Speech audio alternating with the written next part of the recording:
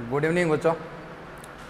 Current electricity बच्चों अपने चल रही थी और करंट इलेक्ट्रिसिटी में अपने drift velocity, current, resistance, resistivity, ठीक है, इनके फॉर्मूले, ठीक है, और effect of temperature on resistance and resistivity, प्रतिरोध और प्रतिरोधकता पर तापमान का प्रभाव, ठीक है, टेम्परेचर का इफेक्ट अपन ने देखा था और कलर कोडिंग अपन ने देखी थी जिसमें मैंने आपको ट्रिक भी बताई थी और उस ट्रिक को ध्यान में रखना। BB Roy, Great Britain, very good wife, ठीक है, BB Roy, Great Britain, very good wife, ठीक है, और उस पर बेस मैंने आपको एक न्यूमेरिकल कराया था। आज बच्चों अपन बात करेंगे इसमें ओम लॉ की, ठीक है। ओम का जो लॉ होता है 10th क्लास में आपने भी पढ़ा होगा। ओम का law V directly proportional to I, विभवांतर जो होता है, पोटेंशियल जो होता है वो करंट के डायरेक्टली प्रोपोर्शनल होता है।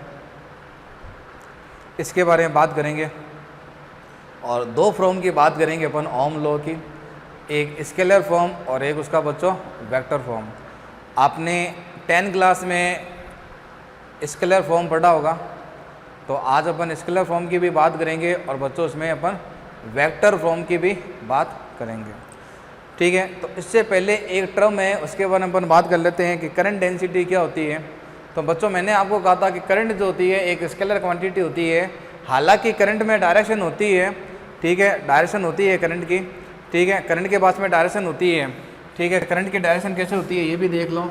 इलेक्ट्रिक फील्ड जो होता है बच्चों हमेशा ध्यान में रखना, इलेक्ट्रिक फील्ड जो होता है वो होता है high potential to low potential. Electric field के अंदर होता है high potential to low potential. अगर मैं पॉजिटिव चार्ज को रखूंगा तो पॉजिटिव चार्ज पर फोर्स किधर लगता है, इलेक्ट्रिक फील्ड की डायरेक्शन में, यानी कि पॉजिटिव चार्ज किधर होगा, high potential to low potential. और अगर मैं नेगेटिव चार्ज को रखूंगा, जैसे मान लो मैंने इलेक्ट्रॉन को रख दिया तो इलेक्ट्रॉन पर फोर्स इधर लगेगा अपोजिट डायरेक्शन में, तो इलेक्ट्रॉन किधर होगा, low potential to high potential. और करंट जो होती है वो इलेक्ट्रॉन के अपोजिट फ्लो होती है। तो करंट कैसे होती है बच्चों, करंट किधर होती है, ध्यान में रखना, high potential to low potential. तो इस छोटे से नोट में 4-5 बातें आ गई।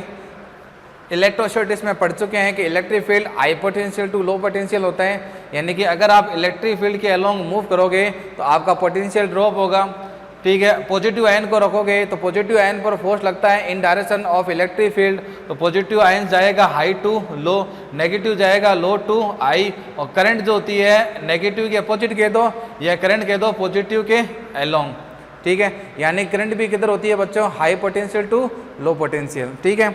अब करंट का वेक्टर फॉर्म होता है बच्चों अपने पास में करंट डेंसिटी, करंट डेंसिटी, ठीक है।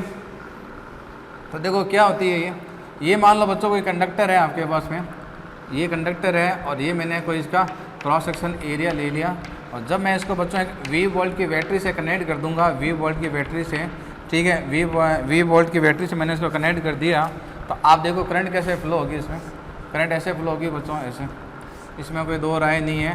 करंट फ्लो होती है high potential to low potential, यानी कि पॉजिटिव टू नेगेटिव। पॉजिटिव जो होता है उसको हाई पोटेंशियल मानते हैं और नेगेटिव को क्या मानते हैं, लो पोटेंशियल। तो करंट ऐसे फ्लो होगी यूँ, ऐसे, ठीक है। और ये अगर मैं इसका एरिया पूछूं तो इसका बच्चों एरिया होगा, एरिया वेक्टर इधर होगा। तो जे जो है करंट डेंसिटी, इसका फॉर्मूला आएगा I/K। तो करंट डेंसिटी क्या होती है, ratio of current and area vector, ठीक है, ratio of current and area vector. अब इसमें देखो करंट में और I, करंट और ए की डायरेक्शन में थे। अगर मान लो क्रॉस सेक्शन एरिया ऐसे हो इंक्लाइन, ठीक है, और करंट ऐसे फ्लो हो रही है, ठीक है, करंट ऐसे फ्लो हो रही है, तो बच्चों क्या करोगे, ठीक है। मैंने आपको पहले ही कहा था कि इलेक्ट्रोस्टैटिक्स में मैंने आपको बताया था कि एरिया जो होता है एक वेक्टर क्वांटिटी होती है और 2D ऑब्जेक्ट में इसके डायरेक्शन प्लेन के परपेंडिकुलर आउटवर्ड या इनवर्ड होती है और 3D में ये प्लेन के परपेंडिकुलर आउटवर्ड होती है, यानी कि एरिया वेक्टर हमेशा प्लेन के परपेंडिकुलर होता है।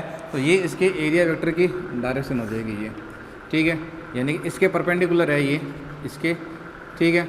और ये एंगल अगर मान लो थीटा है और ये बच्चों एरिया ए है, तो ये क्या हो जाएगा, A cos थीटा, ठीक है। तो यहाँ पर आपके पास में जो J का जो फॉर्मूला बनेगा ठीक है, वो क्या बनेगा आई, और ये हो जाएगा ए कॉस थीटा। तो आई का फॉर्मूला क्या बनेगा जे ए कॉस थीटा, और आई जो हो जाएगा बच्चों वो हो जाएगा जे डॉट ए।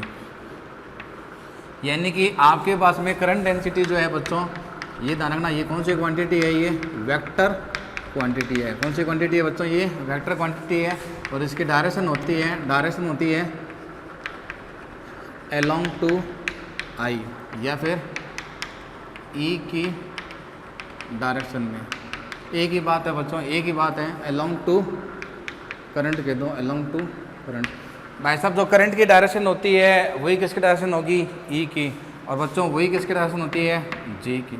तो करंट डेंसिटी जो होती है आपके पास में, जो करंट डेंसिटी है उसकी डायरेक्शन ध्यान रखना किसके अलोंग होगी, आई की। यानी कि करंट की डायरेक्शन इधर है तो जे की भी डायरेक्शन इधर है, तो देख लो, ठीक है। ए बच्चों अपने पास में क्या हो गया, यहाँ पर ए अपने पास में हो गया एरिया वेक्टर, ए क्या हो गया, एरिया वेक्टर। तो भाई ये वेक्टर, दो वेक्टर के बीच में डॉट प्रोडक्ट क्या मिल गई, स्केलर। तो करंट जो होती है वो स्केलर क्वांटिटी है, लेकिन करंट डेंसिटी जो होती है वो बच्चों वो कौन सी होती है, वेक्टर क्वांटिटी होती है। और ध्यान में रखना एरिया वेक्टर जो आप लोगे वो किधर लोगे, ए की डायरेक्शन में। यहाँ पर देखो ए की डायरेक्शन में देख ले थीटा कितना था, 0।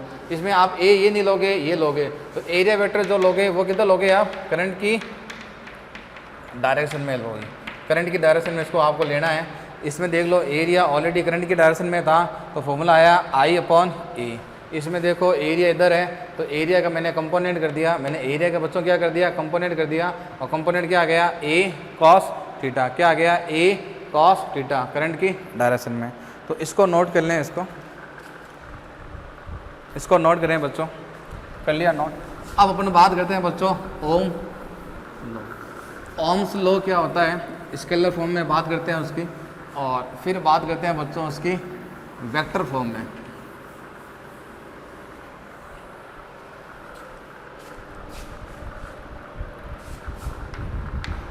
तो ये हो जाएगा बच्चों अपने पास में ओम्स लॉ। तो ये हो जाएगा अपने पास में ओम्स लॉ। तो देखो बच्चों ओम्स लॉ क्या होता है, ठीक है, कि भाई साहब ये मान लो आपके पास में कोई कंडक्टर है, ठीक है, और इसको जब आप V वोल्ट की बैटरी से जब आप ऐड करोगे, ठीक है, तो डेल्टा V लिख दो, V directly proportional to I। Statement क्या था उसका, स्टेटमेंट ये था, इफ़ ऑल कंडीशन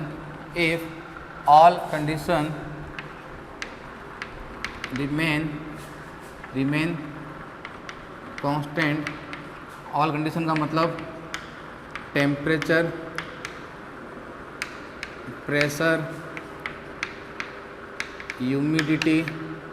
ये अगर आप टेम्परेचर प्रेशर को कांस्टेंट रखो, if all condition remain constant then potential difference across end of conductor is directly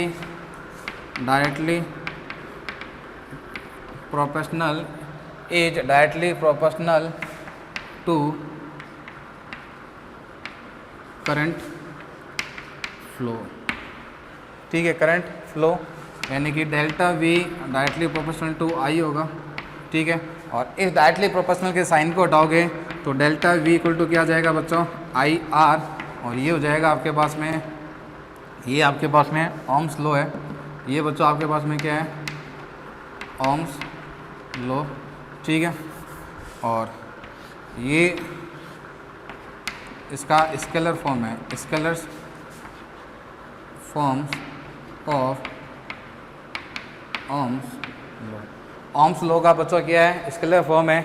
are आपको पता है क्या होता है, रेजिस्टेंस होता है बच्चों। आर क्या होता है, रेजिस्टेंस होता है, ठीक है। इसको लिखो, फिर इसका अपन प्रूफ देखते हैं, इसका delta V equal to IR, इसका प्रूफ देखते हैं। इसका प्रूफ क्या है, ठीक है, इसका प्रूफ देखते हैं अपन, इसको लिख लो।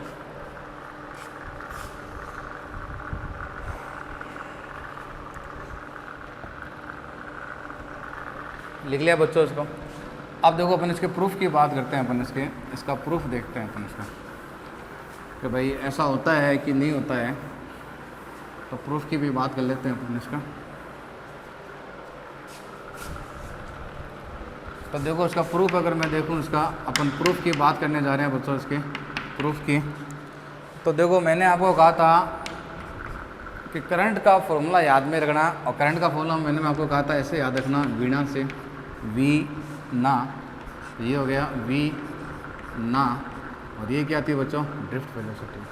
और आपको पता है बच्चों ड्रिफ्ट वेलोसिटी जो थी मेरे पास में वो थी ई तो एम, और ई बच्चों क्या होता है वी तो एल।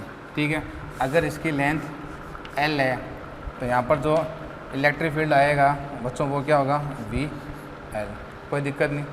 तो करंट जो है, करंट का फॉर्मूला जो अपने पास में बनेगा वो बनेगा ई वी टू एल, पहले भी अपन पढ़ चुके हैं, कोई दिक्कत नहीं है।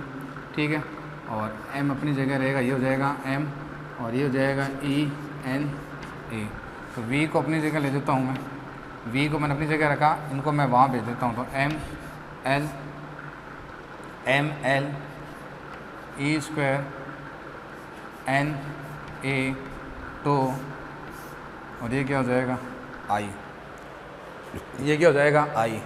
और अगर मैं आपको ये कहूँ if temperature constant, if temperature constant, तो बच्चों देखो आपका एन जो है, ठीक है, लेंथ है, एरिया है बच्चों, ये क्या रहेंगे कांस्टेंट रहेंगे, ये क्या रहेंगे कांस्टेंट। इनका नोटिफिकेशन मैं आपको पहले भी लिखा चुका हूँ। एम क्या होता है मास ऑफ, एम क्या होता है बच्चों मास ऑफ इलेक्ट्रॉन, एल क्या होता है लेंथ ऑफ कंडक्टर, ई क्या होता है चार्ज ऑन इलेक्ट्रॉन, एन क्या होता है फ्री इलेक्ट्रॉन डेंसिटी या number of electron per unit volume, A क्या होता है एरिया, ए एरिया, और टो क्या होता है रिलेक्शन टाइम विश्रांति काल। ठीक है, तो बच्चों अगर टेम्परेचर कांस्टेंट है तो ये कांस्टेंट होगा, ये कांस्टेंट होगा। ठीक है, और आपको पता है, ठीक है, और एम और ई तो वैसे ही कांस्टेंट होता है, एम और ई बच्चों वैसे ही क्या होता है कांस्टेंट होता है। तो इसका मतलब एम एल एन ए, ये क्या होगा एक कांस्टेंट होगा, और ये जो कांस्टेंट होगा इसका नाम अपन ने क्या दिया था आर। तो इसका मतलब यहीं से आपके पास में रिलेशन निकल के आ जाएगा V directly proportional to R, और ये हो जाएगा V equal to I R. ये अपन पहले भी प्रूफ कर चुके हैं अपन इसको, तो ये बस इसका प्रूफ है। करंट का फॉर्मूला यूज़ करो वीना का, वी डी की जगह वैल्यू पुट करो। ठीक है, वी को और आई को अलग रख दो, वी को अलग कर दो, आई को अलग कर दो, बाकी जो भी पैरामीटर है उनको ब्रैकेट में बंद कर दो, बाकी जो भी ब्रैकेट में आएगा वो रेजिस्टेंस होगा। लेकिन टेम्परेचर कांस्टेंट रखना पड़ेगा, टेम्परेचर प्रेशर ह्यूमिडिटी मैंने कांस्टेंट रख दी, क्योंकि टेम्परेचर चेंज होगा तो एन चेंज हो जाएगा। ठीक है, टेम्परेचर बढ़ने से आपको पता है कि टेम्परेचर बढ़ने से फ्री इलेक्ट्रॉन डेंसिटी बढ़ती है, थर्मल एक्सपेंशन हो जाएगा, एल चेंज हो जाएगा, एरिया चेंज हो जाएगा। तो अगर टेम्परेचर कांस्टेंट है तो ही आपका ओम का लॉ वैलिड है, यानी कि V equal to I R. V क्या हो गया बच्चों पोटेंशियल डिफरेंस, V क्या हो गया potential difference is equal to I R. तो ये हो गया ओम का लॉ। लेकिन ये ध्यान में रखना बच्चों, ये कौन सी फॉर्म है इसकी, स्केलर फॉर्म है ये। ठीक है, तो इसका प्रूफ लिख लो ये। ठीक है, बोर्ड के एग्जाम में पूछा चाहता है ये प्रूफ, तो प्रूफ लिखो इसका। ठीक है, और साथ में ग्राफ भी बना लो। ठीक है, जब देखो V और I के बीच में जब ग्राफ बनोगे, ठीक है, तो ये हो गया I, और बच्चों ये क्या हो गया V। ग्राफ कैसा आएगा स्ट्रेट लाइन, ग्राफ कैसा आएगा स्ट्रेट लाइन। ठीक है, और इसमें जब आप स्लोप फाइंड करोगे इसकी, स्लोप का मतलब बच्चों क्या होता है टेन थीटा, तो स्लोप कितना आएगा V अपॉन I। ठीक है, V अपॉन I, और बच्चों V अपॉन I क्या होता है R, V अपॉन I क्या होगा R। और ऐसी डिवाइस ध्यान में रखना, ऐसी डिवाइस जिनमें V और I के बीच में ग्राफ स्ट्रेट होता है उसको कौन सी डिवाइस बोलते हैं बच्चों, ओमिक डिवाइस। ओमिक डिवाइस बोलते हैं। ओमिक डिवाइस वो डिवाइस होती है जो ओम के लॉ को क्या करती है ओबे करती है, यानी कि ऐसी डिवाइस जो इस लॉ को ओबे करेगी वो ओमिक डिवाइस होगी। और तो उसके बीच में ग्राफ कैसा होगा V और I के बीच में, या डेल्टा V कह दो, कन्फ्यूज में थोड़ा V लिख दो या डेल्टा V लिख दो, एक ही बात है, पोटेंशियल डिफरेंस ही होता है ये। ठीक है, तो ग्राफ आएगा स्ट्रेट लाइन, ये हो जाएगा थीटा। तो ये हो गया ओमिक डिवाइस, लिखो इसको।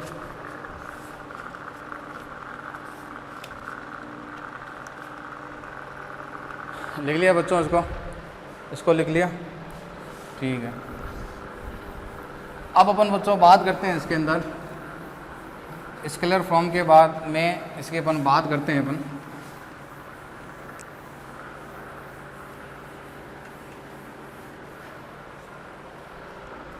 इसके बाद में अपन बात करते हैं बच्चों ओम के लॉ की,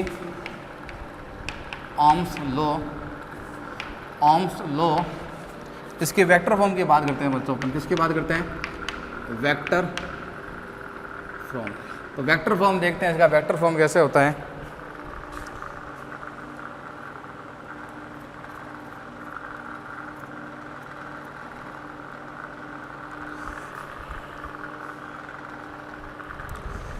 तो देखो वेक्टर फॉर्म के बारे में बात करते हैं अपन इसके, ठीक है। फॉर्मूला वही काम में लूँगा मैं आई का, ठीक है। क्या फॉर्मूला था बच्चों आई का? वी ना। फॉर्मूला वही याद रखना है आपको, वीना। इसको लिख दो, क्या होता है वीना का मतलब? वी ना, ठीक है। ये हुए ड्रिफ्ट वेलोसिटी, और ड्रिफ्ट वेलोसिटी आपको पता है कितना होता है? छोटा ई बड़ा ई टो बाय एम, ये होता है drift velocity. Electric charge, electric field, relaxation time, और एम बच्चों क्या हो जाएगा? मास। और ई की जगह मैं क्या ले सकता हूँ? वी एल, और ये टो। इलेक्ट्रिक फील्ड आपको पता है क्या होता है? Potential upon L. अब इसकी वैल्यू जो मैं पुट करूँगा तो ये हो जाएगा बच्चों ई वी टो, ठीक है। और ये हो जाएगा एम एल, और साथ में ये रहेगा ई एन ए। कोई दिक्कत नहीं, ठीक है। अब थोड़ा साइड में कर लेते हैं, वी वाला को अपनी जगह रखते हैं। तो वी अपॉन एल को मैंने यहाँ रख दिया, वी अपॉन एल को मैंने यहाँ रख दिया, और एम को मैंने यहाँ भेज दिया, ठीक है। और एम के साथ में कौन कौन गया बच्चों? देखो वी अपॉन एल को तो मैंने रख लिया यहाँ, और एम को मैंने यहाँ भेज दिया। इसके साथ में कौन आ जाएगा? ये एक आ जाएगा ई का स्क्वायर, और एक आ जाएगा टू, और एक आ जाएगा बच्चों एन, और आई की जगह मैंने ये एरिया रख दिया ये, ठीक है। समझ में आ गया? ठीक है, समझ में आ गया? कोई दिक्कत? ठीक है। ज़्यादा प्रॉब्लम हो तो मान लो एक स्टेप और ले लेता हूँ उसके बीच में। तो आप देखो मैं क्या करने जा रहा हूँ, ध्यान से देखो। तो एम एल को मैंने इधर भेज दिया, इधर भेज दिया, और ये सारा बच्चों क्या हो जाएगा? आई इधर पहले से बड़ा है, ये क्या हो जाएगा बच्चों? एन ई स्क्वायर टू ए, और ये बराबर में क्या बन गया बच्चों? वी, ठीक है। वी को मैंने सिंगल कर दिया भाई, एम एल यहाँ गया, ये ई का स्क्वायर हो गया एन ई स्क्वायर, ठीक है। अब देखो इसको, अब मैं क्या कर रहा हूँ? वी है, वी के अपॉन में एल ले जाता हूँ मैं, वी के अपॉन में एल ले गया। एम को मैंने यहाँ पर अकेला छोड़ दिया, मैं वेक्टर फॉर्म बना रहा हूँ इसकी। तो ये हो जाएगा बच्चों एन, और ये हो जाएगा बच्चों ई स्क्वायर, ठीक है। और टू को ये रख दिया यहाँ, इसको मैंने बंद कर दिया, ठीक है। और ये हो जाएगा आई ई। आप मेरे को ये बताओ बच्चों, आपको पता है कि भाई वी क्या होता है? ई एल होता है कि नहीं होता है? तो ई का फॉर्मूला क्या बन जाएगा बच्चों? V L. तो ये तो बन गया आपके पास में ई। ये क्या होता है बच्चों? रो। ये रो होता है, रजिस्टिविटी होती है ये, ठीक है, एम, और ये एन ई स्क्वायर टू। ये बच्चों क्या होती है? रजिस्टिविटी। हिंदी में क्या कहते हैं बच्चों इसको? प्रतिरोधकता। हिंदी में क्या कहते हैं इसको? प्रतिरोधकता। तो ये होती है बच्चों अपने पास में रजिस्टिविटी। क्या होती है? रजिस्टिविटी। और अभी मैंने आपको बताया था कि भाई आई अपॉन क्या होता है जी। अब इसके ऊपर वेक्टर लगा दो, तो ये हो जाएगा बच्चों vector from of Ohm's law, vector from of Ohm's law. आप इसी को भी चेंज भी कर सकते हो, उसको आगे और करना चाहो तो ये इलेक्ट्रिक फील्ड हो गया, 1/रो की जगह सिग्मा लिख दो, और ये लिख दो जे। तो यहाँ से फॉर्मूला बन जाएगा जे इक्वल टू सिग्मा ई।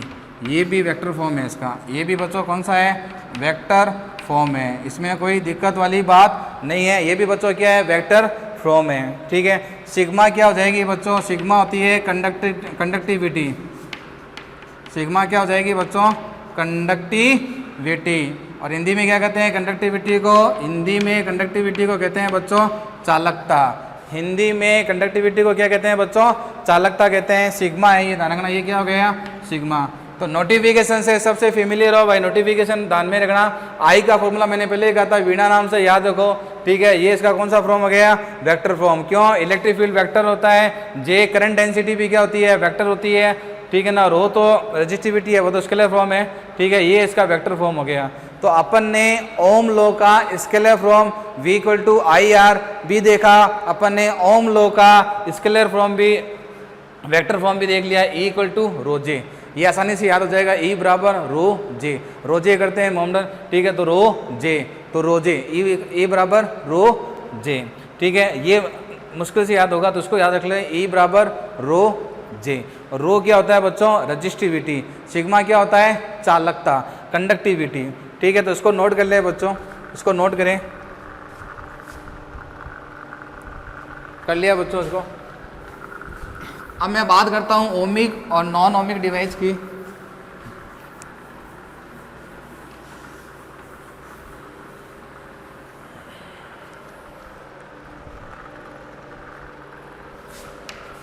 भाई देखो, ओमिक डिवाइस क्या होती है? ओमिक डिवाइस क्या होती है? ओबे ओम्स लॉ, यानी कि V directly proportional to I।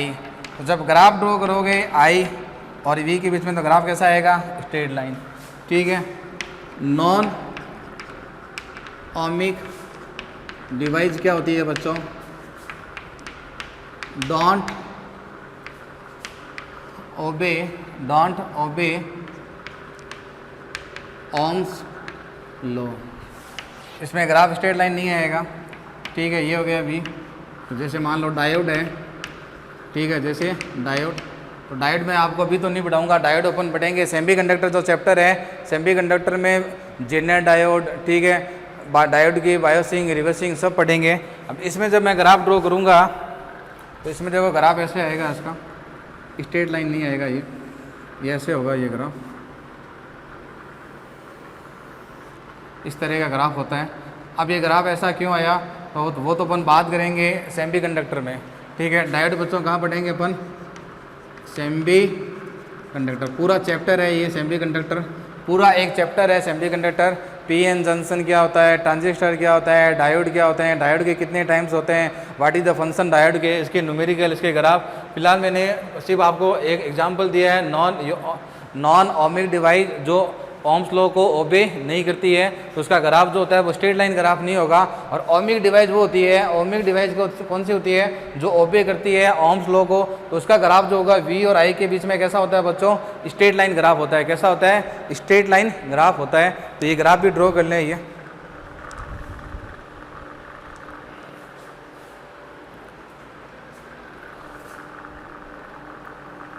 इसमें थोड़ा ध्यान में रखना, इस वाले एंड पर करंट होता है और ये वोल्टेज होता है। ये जो करंट होता है मिली एम्पियर होता है, और यहाँ जो करंट होता है ये माइक्रो एम्पियर, और ये होता है, ठीक है, कौन सा होता है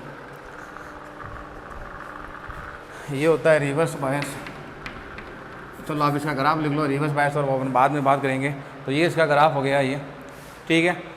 डायोड में के बारे में अभी आपको नहीं बता रहा हूँ, डायोड के बारे में अपन डिटेल से पढ़ेंगे सेमीकंडक्टर में, ठीक है। फिलहाल आप इतना ध्यान में रखना, नॉन ओमिक जिसमें V और I के बीच में ग्राफ स्ट्रेट नहीं होगा, ओमिक V और I के बीच में ग्राफ स्ट्रेट होगा। क्यों? क्योंकि किसको ओबे करी है? वो ओम्स लॉ को, ठीक है। लिख लिया बच्चों। अब अपन बात करते हैं बच्चों कलर कोडिंग की। अपन कलर कोडिंग की बात कर लेते हैं और इस पर बेस एक दो न्यूमेरिकल कर लेते हैं। कलर कोडिंग बहुत इंपॉर्टेंट है।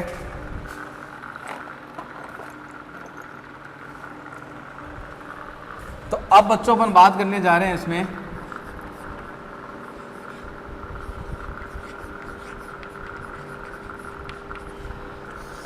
कलर कोडिंग की। तो बच्चों रेजिस्टेंस जो होते हैं बेसिकली कितने टाइप के होते हैं बच्चों? रेजिस्टेंस जो होते हैं बच्चों बेसिकली कितने टाइप के होते हैं? 2 टाइप। रेजिस्टेंस जो होते हैं 2 टाइप होते हैं। इसमें एक होता है एलॉय बेस और एक होता है बच्चों अपने पास में इसमें कार्बन रेजिस्टेंस। एक बच्चों अपने पास में क्या होता है इसमें कार्बन रेजिस्टेंस होता है, ठीक है। एलॉय बेस रेजिस्टेंस ऐसे होते हैं, ठीक है। ये होते हैं वेरी हाई रेजिस्टेंस। ये क्या होते हैं? Very high resistance. Alloy base यानी कि आप एलॉय मेटल ले लो, उनका आप रेजिस्टेंस बना रहे हो तो रेजिस्टेंस तो बना लोगे लेकिन उनकी रेजिस्टिविटी क्या होगी? बहुत हाई होगी। और कार्बन रेजिस्टेंस वो होते हैं, ठीक है, हाई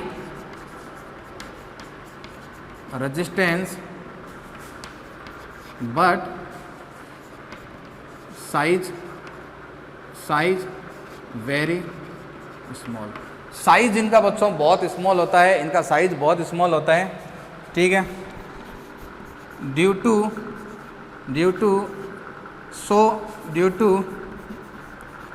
वेरी स्मॉल साइज,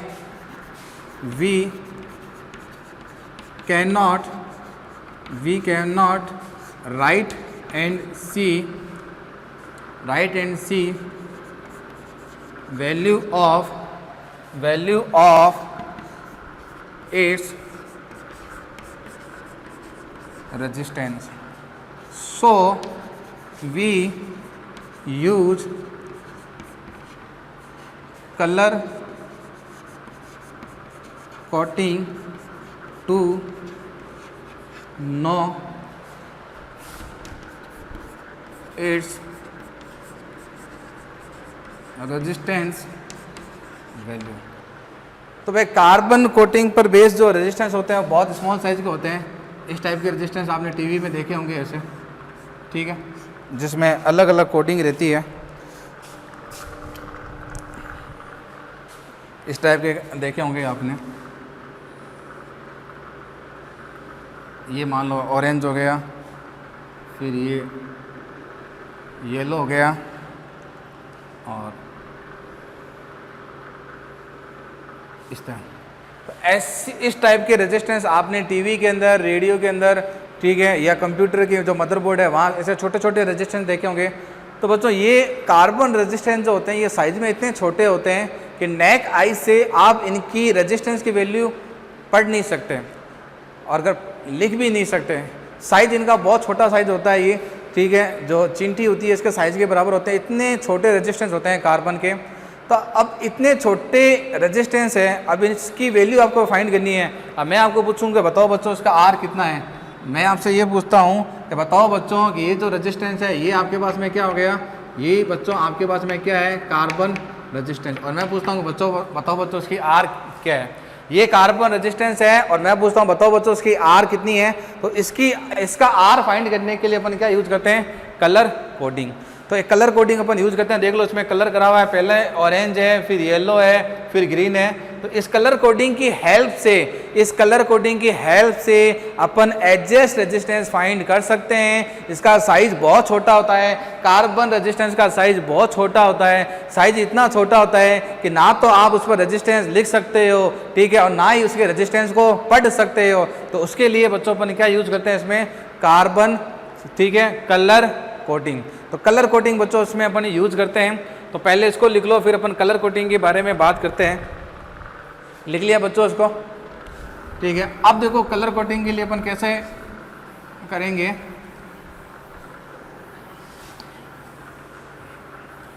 तो इसके लिए एक छोटी सी ट्रिक बता दूंगा मैं आपको, और उस ट्रिक का आप ध्यान में रखें, ठीक है।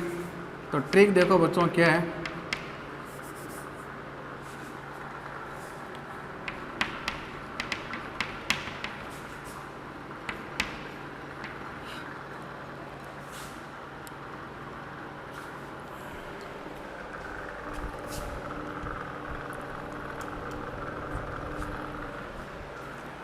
ट्रिक देखो बच्चों, बीबी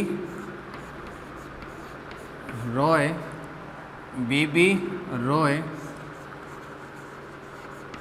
great Britain very good wife. BB Roy Great Britain very good wife. तो इस बी का मतलब बच्चों होता है ब्लैक, और इस बी का मतलब ध्यान में रखना बच्चों क्या होता है, ब्राउन, ठीक है। तो मैं यहाँ पर लिख देता हूँ आपको, ठीक है, कि कैसे आप इसमें लिखोगे।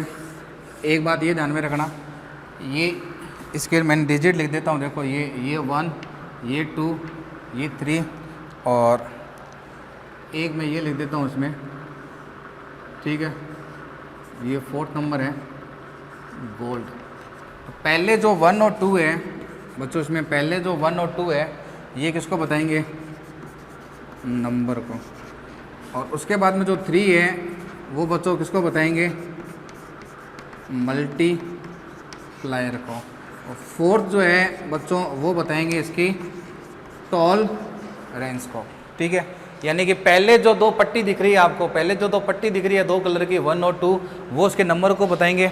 3 बच्चों किसको बताएगा, उसके मल्टीप्लायर को बताएगा। और 4th जो है वो उसके टॉलरेंस को बताएगा, यानी कि 4th ये वाला जिसे मैंने लिखा है 9 कलर, क्योंकि कलर गोल्ड कलर है नहीं अपने पास में, तो ये गोल्ड कलर है इसके अंदर। ये जो है कौन सा गोल्ड कलर है जिसको मैंने वाइट से दिखा दिया है, वो है गोल्ड कलर, वो मैंने वाइट से दिखाया है इसको। तो अब देखो अपन इसमें कैसे यूज़ करेंगे इसको। तो यहाँ तो मैं ले देता हूँ बच्चों उसका कलर। ठीक है, यहाँ इसका कलर हो जाएगा ये। ठीक है, यहाँ 1 और 2 जो इसका नंबर है वो नंबर हो जाएगा इसका। ठीक है, 1 और 2 जो है इसका नंबर हो गया। और उसके बाद में 3 किया जाएगा बच्चों इसमें। 3 को मैंने कहा क्या कहा है, मल्टीप्लायर। तो ये आपके पास में बच्चों क्या हो जाएगा, मल्टीप्लायर।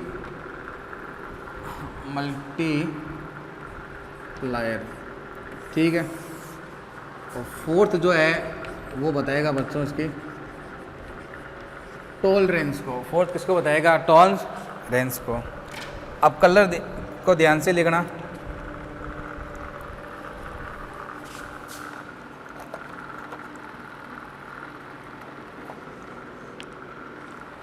देखो मैं कलर लिखने जा रहा हूँ उसके। ठीक है, कलर को ध्यान से रखना।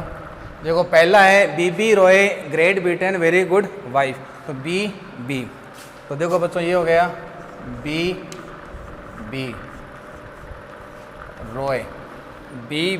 रॉय। फर्स्ट अक्षर ले लो, ग्रेट ब्रिटेन है तो ग्रेट का जी ले लो, और ब्रिटेन का भी क्या ले लो, बी ले लो।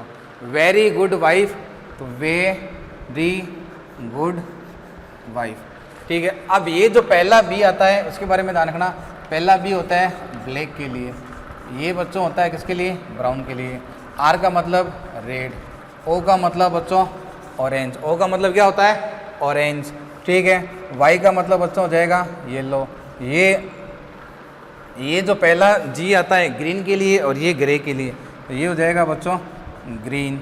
और ये जो आएगा आपके लिए ये आएगा ब्लू, और ये हो जाएगा अपने पास में वॉयलेट, और ये हो जाएगा ग्रे, और ये हो जाएगा वाइट। ठीक है, तो ये ट्रिक हो गई।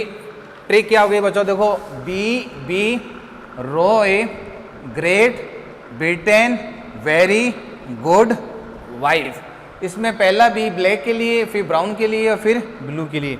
जी भी 2 बार आ रहा है, तो पहला जी बच्चों किसके लिए आ रहा है, ग्रीन के लिए। उसके बाद में जी किसके लिए आ रहा है, ग्रे के लिए। अब आपको क्या करना है बच्चों, अब आपको इसकी नंबरिंग करनी है बस। ठीक है, क्या करनी है बच्चों, इसकी नंबरिंग करनी है बस। आप इसकी नंबरिंग कर दो इसकी।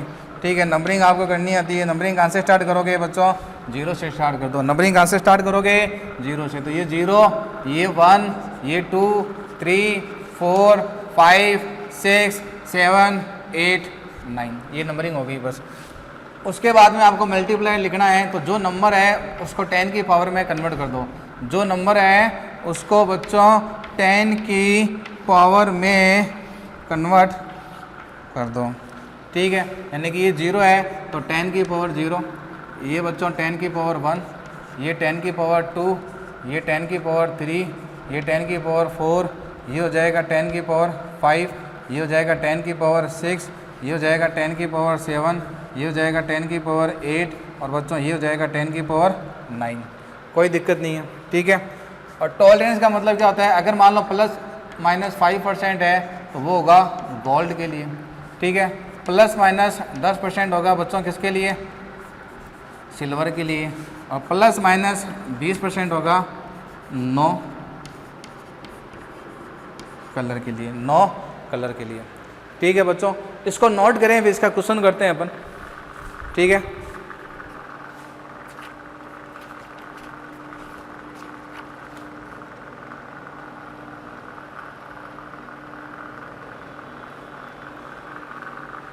कर लिया बच्चों उसको नोट। अब देखो उसका क्वेश्चन, देखो अपन ये क्वेश्चन फाइंड कर लेते हैं इसका।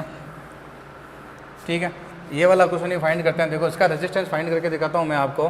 ये वाला रेजिस्टेंस देखो, तो मैंने देखो आपको क्या कहा था कि पहले जो 2 डिजिट है वो नंबर को बताएंगे, पहले 2 डिजिट नंबर को बताएंगे, किसको बताएंगे, नंबर को। तो पहले देखो ये ऑरेंज है, ये कौन सा है बच्चों, ये ऑरेंज है। ये तो ऑरेंज देखो कितने नंबर पर आ रहा है, 3 नंबर पर, तो ये हो गया 3, ऑरेंज आ रहा है ना 3 नंबर पर। उसके बाद में ये देखो ये येलो है, तो देखो बच्चों येलो कहाँ पर आ रहा है, 4 पर।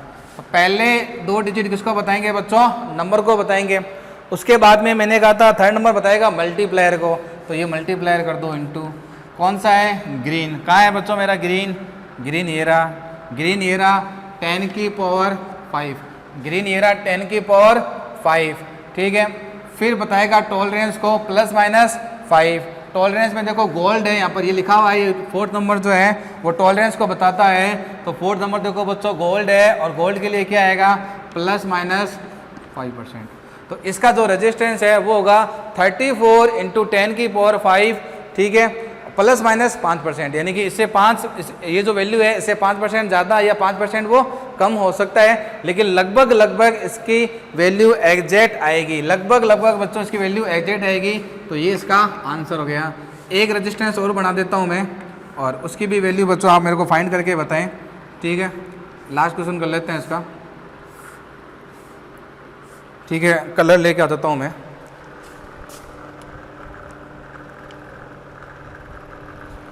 इस बार जो कलर ले लेते हैं अपन, ये ब्लू कलर गिवन है आपको, कलर लिख भी देता हूँ मैं, ये ब्लू है, ये बच्चों ऑरेंज है, ये येलो है, और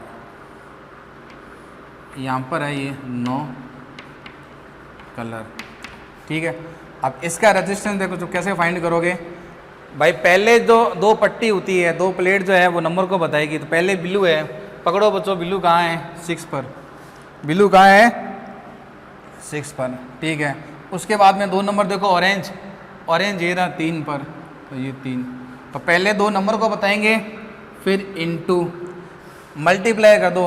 उसके बाद में थर्ड नंबर देखो येलो है, ठीक है, ये 1, ये 2, ये 3, तो थर्ड नंबर पर येलो है, और थर्ड नंबर किसको बताता है, मल्टीप्लायर को। तो कहाँ है बच्चों मेरा येलो, ये रहा, इंटू 10 की पावर 4।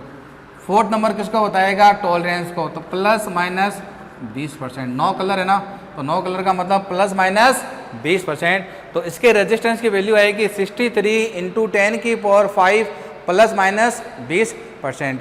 तो बच्चों ये यूज होता है अपने पास में कलर कोडिंग का, यानी कि इस रेजिस्टेंस को आप कलर देख के इस टेबल की हेल्प से आप इसका रेजिस्टेंस बच्चों फाइंड कर सकते हो, ठीक है। तो ये अपना टेम्परेचर पर डिपेंड, ठीक है, रेजिस्टेंस हो गया। अब अपन स्टार्ट करेंगे बच्चों series and parallel combination, Kirchhoff law, और उस पर बेस इसके न्यूमेरिकल, ठीक है बच्चों। पढ़ाई करते रहें, लेक्चर देखते रहें, अपने नोट अपने हाथ से बनाते रहें। हालांकि मैं आपको नोट्स पीडीएफ में दे दूंगा, लेकिन फिर भी बेस्ट है कि आप अपने नोट्स खुद बनाएं। जितना नोट्स पढ़ोगे उतना बढ़िया रहेगा। शॉर्ट ट्रिक मैं आपको देते रहूँगा, ठीक है, डीपीपी साथ मिलती रहेगी। जो भी क्वेश्चन क्लास में अच्छे क्वेश्चन है वो क्वेश्चन मैं आपको क्लास में सोल्व करा दूँगा, ठीक है बच्चों। पढ़ते रहें, पढ़ाई करते रहें। Thank you.